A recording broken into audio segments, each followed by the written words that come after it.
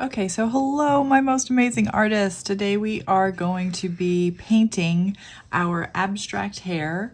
If you have not finished designing your abstract hare, you are going to do that first, and then we are going to paint. So, you have your paints. I have set up the colors over here that you have at home.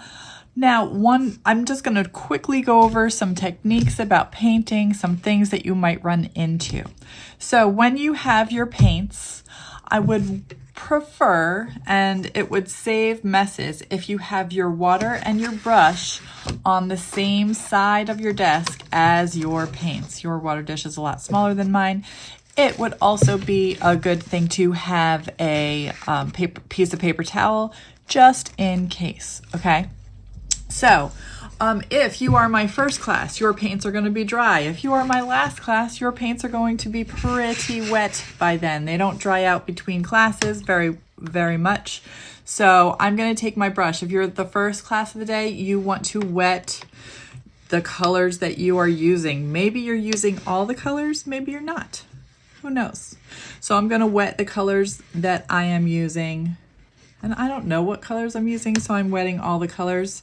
You should not use black until the very end. So that's that. All right, so I'm gonna take my brush. I am going to, just as a review, I am going to put it on its side on my paint that I'm gonna use first, and I'm going to roll like spaghetti. Now, if you are the first class of the day or the second class of the day, you might be rolling like spaghetti for a little bit so that you can get enough paint on your brush.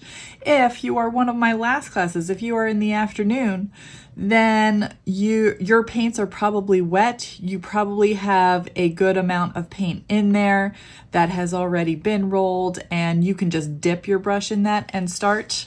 But that's just, you got to see how your paints are. So I'm gonna go over this with my yellow because I know that I want that to be yellow. Gonna go very carefully. Do you see how my brush is like a ballerina and she is only dancing on her toes? I am not bashing the brush down. She is only dancing on her toes. I might fill this in actually.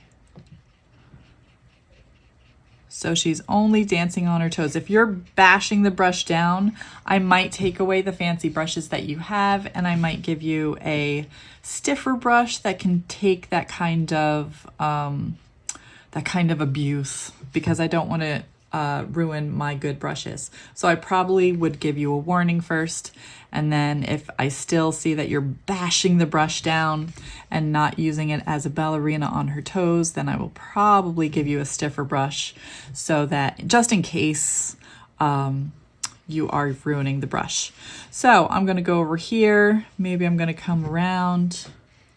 I'm kind of following my pencil marks as my light bulb. I think I'm gonna leave the middle part yellow though. I mean the middle part white, because light bulbs are supposed to be super bright. Okay, the bottom is probably a silver color, which I do not have silver, but remember, if you don't have a certain color, you can mix it on the top of your paint tray. So right now I'm taking and rolling in the black, and I'm putting it on there to make a lighter version of black, which is gray. I am going to add water. That is the whole trick. To make a lighter version of any color, like say you were making a lighter version of red, you're going to add water and that'll become pink. See how light that gray is? I don't even think that that's dark enough. So I'm gonna go get some more black, mix it in, roll like spaghetti. And, ooh, that might be too dark. Maybe that's good for the edges. Now, when my black meets the yellow, let's say, and the yellow is still wet. Do you see that? Here, let me see if I can. I can't even see that. Okay, let me see here. So, excuse the sound. Okay, so if you see the black met the yellow and the yellow is still wet, you kind of, sorry, you kind of want to avoid that because now the yellow is bleeding into the black. The yellow, it sees an opening in its river and it's just going shoo. I want to get into there. So now I have yellow in the black part, which maybe you wanted, maybe you didn't. But when you have two places that are wet, one color is going to rush into the other color. That just happens in watercolor. Sometimes it creates a great effect. Sometimes it's an effect you don't want. So I just want you to be aware that that does happen. I'll come back up here. And since this is still wet, ooh, I'm just coming back with a watery brush and I want to make that a nice gray. If something is too dark, you can take a paper towel. You can put it on there. See how much that lightened up now?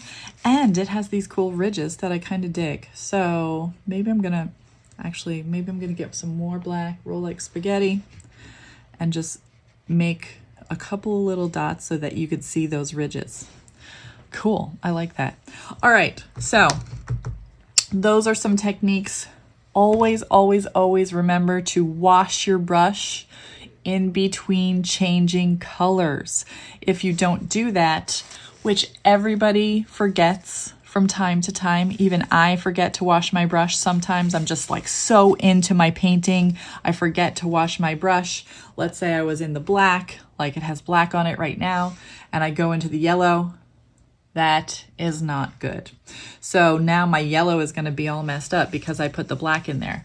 Just quickly take your paper towel while it's still wet and wipe it out as best you can. You might not get it all, and that's okay. But now that's mostly yellow. So I want to wash my brush really well.